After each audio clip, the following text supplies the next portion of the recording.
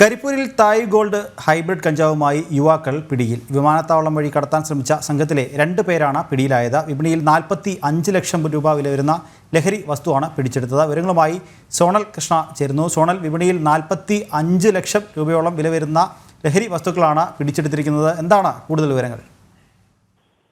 നിഖില്, തായ് gold എന്ന പേരുള്ള hybrid കഞ്ചാവാണ് ഇപ്പോൾ മലപ്പുറത്ത് പിടികൂടിയിരിക്കുന്നത്.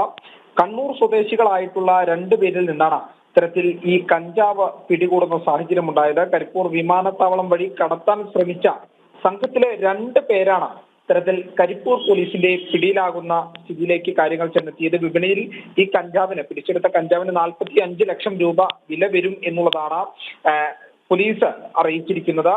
കണ്ണൂർ 5-ാം പീടിക കോമോത്ത് സ്വദേശിയായിട്ടുള്ള റിയാസ് ആണ്. അദ്ദേഹത്തിന് 25 വയസ്സാണ് പ്രായം. കണ്ണൂർ പിണറായി സ്വദേശിയായിട്ടുള്ള റമീസും, ഇയാൾക്കും 24 പ്രായം.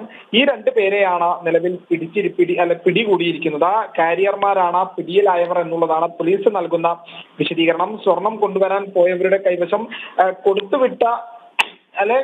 സ്വർണം കൊടുത്തുവിട്ടവരുടെ പക്കലിൽ നിന്നാണ് ഇത്തരത്തിൽ ഈ കഞ്ചാവ് പിടികൂടുന്ന സാഹചര്യം ഉണ്ടായത് എന്നുള്ളതാണ് ലഭിക്കുന്ന വിവരം. കാരണം ഇവർക്ക് ഏതെങ്കിലും തരത്തിൽ സ്വർണം പൊട്ടിക്കുന്ന സംഘവുമായിട്ടുള്ള ബന്ധമുണ്ടോ എന്നുള്ള കാര്യവും അത് അന്വേഷിച്ചു വരുന്നുണ്ട്. എന്തായാലും ഹൈബ്രിഡ് കഞ്ചാവ് ഇത് ആദ്യമായിട്ടാണ് മലപ്പുറത്ത് പിടികൂടുന്നത് എന്നുള്ളതാണ് നമുക്ക് ലഭിക്കുന്ന വിവരം.